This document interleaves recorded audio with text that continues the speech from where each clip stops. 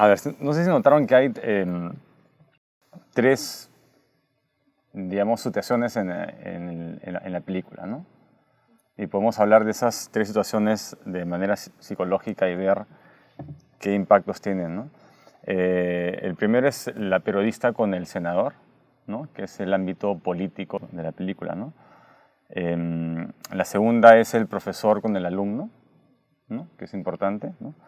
Que rescata el valor de la enseñanza. Y la tercera creo que se puede decir como el compañerismo que hay entre estas dos personas y el sacrificio final, ¿no? Que tal vez a algunos no sé si les parece absurdo el sacrificio final o no.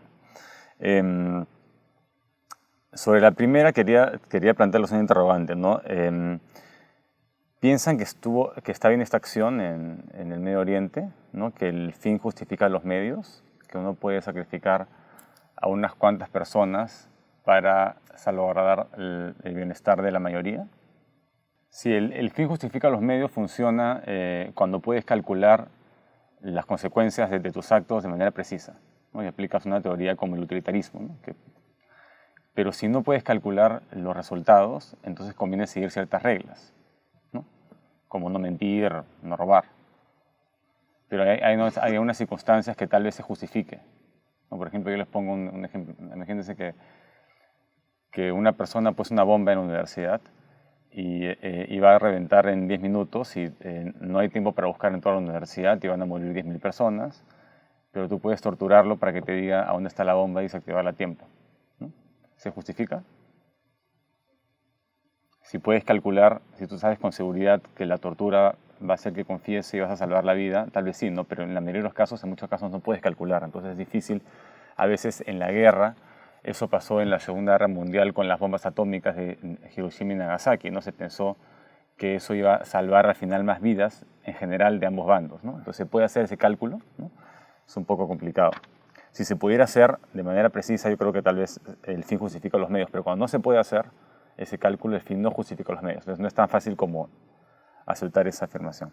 Y también otra cosa que dijo el senador, es normal, siempre fuimos violentos, nos atacan, tenemos el derecho a atacar de vuelta. Son, digamos, las especies superiores están destinadas o obligadas a gobernar a las demás. Por ejemplo, en época de las colonias, ¿no? Los europeos pensaban que como eran más avanzados en cualquier sentido que nos podían conquistar y doblegar a los indios en América y a los africanos, etc., ¿no?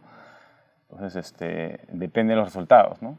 O sea, una cosa es enseñar cultura y otra cosa es someter, ¿no? Bueno, cuando el Homo sapiens llegó a Europa, parece ahora que se hibridaron, ¿no? Porque han decodificado todo el genoma del Neandertal y aparentemente todos tenemos el Neandertal, salvo las poblaciones de Homo sapiens que viven en el África subsahariana, todos los demás tienen de Neandertal.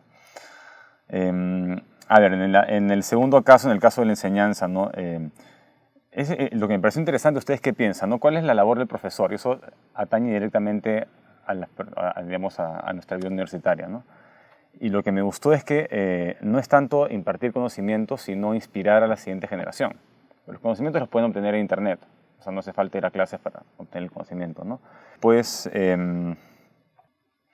tienen las personas más inteligentes o más poderosas o con más medios el deber moral de proteger a los más necesitados, de proteger a los que están descarriados, ¿no? Entonces eso lo plantea el senador. Nosotros que somos la nación más fuerte del mundo tenemos el deber de hacer estas cosas para...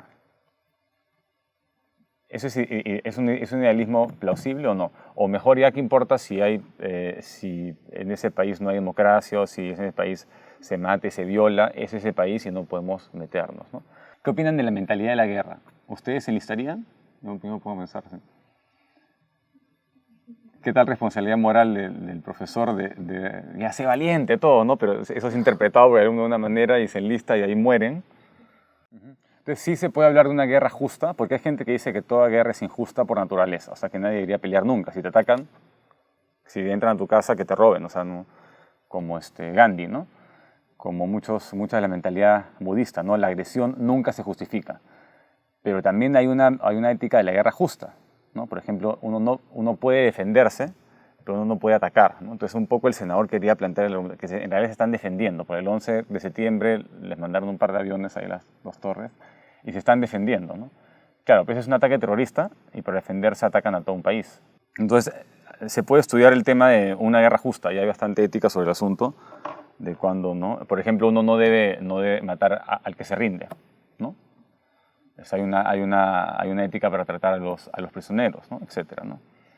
Antes, digamos, los tratados de guerra eran más estrictos, inclusive en la Edad Media pactaban una hora día, ¿no? Por ejemplo, la batalla de Junín fue arma blanca. Tenían armas de fuego, pero en la batalla de la Independencia decidieron por mutuo acuerdo, no sé si eso fue peor, imagínense, ¿no? Es mucho más doloroso y mucho más secuelas y mucho más brutal una batalla con arma blanca. De ahí otro par de puntos. A ver, ¿qué opinan de esta frase y con esto ya termino, no sé cuánto tiempo voy conversando. Hay una frase que la periodista lee en la oficina del senador, ¿no? Que dice, ¿no? Si debo elegir entre la rectitud y la paz, elijo la rectitud. Entonces, acá depende de la escala de valores que tenga cada uno. Cada uno va a tener una escala de valores y va a poner primero los valores más importantes y en segundo lugar y así, ¿no? Entonces, depende qué sea más importante para ti, ¿no? La rectitud o la paz, ¿no? Y la rectitud dependerá también de lo que en tu cultura se considera recto, ¿no? Pero sí, o sea, ¿ustedes creen en una moral universal? Porque acá se plantea esta idea, ¿no? Ya claro, sí es que hay naciones que la van a hacer que son inmorales, otras que son morales, otras que son más morales que otras, ¿no?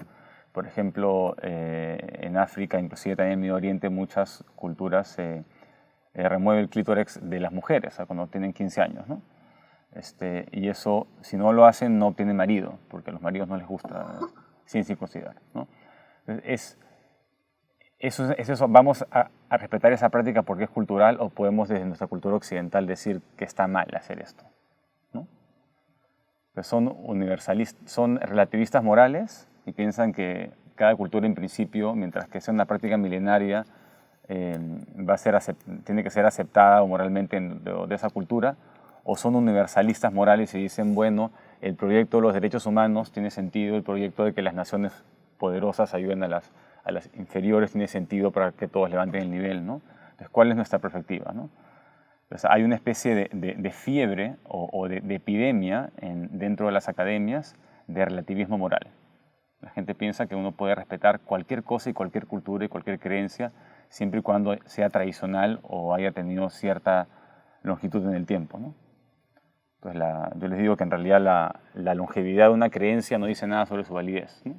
La esclavitud ha sido popular y válida y justificada moralmente por mucho más tiempo de lo que no hemos tenido esclavitud, y eso no era correcto, ¿no? ¿Qué creen que sea más importante? ¿Un alumno talentoso que lo desperdicia o un alumno que tal vez no tenga mucho talento pero que adquiere el talento mediante esfuerzo? Ustedes se darán cuenta de eso en clase, ¿no? Los profesores también se dan cuenta. Hay personas que se esfuerzan un montón, pero que tal vez no tuvieron digamos, la educación que otros tuvieron, que sin esforzarse casi nada se sacan inclusive mejores notas, ¿no? Entonces es injusto. Al final, ¿qué importa más? O sea, en realidad yo les diría de qué sirve tener el talento genético o el talento que se desarrolla en muy temprana edad si es que no hay la voluntad de perfeccionarlo, ¿no? Entonces, o sea, la inteligencia inclusive puede disminuir con los años si es que uno no se ejercita.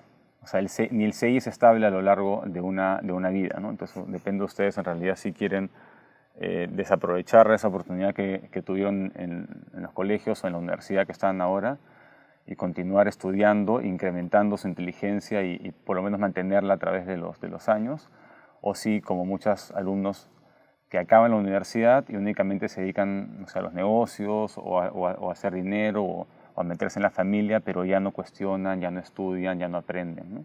Se establecen, ¿no?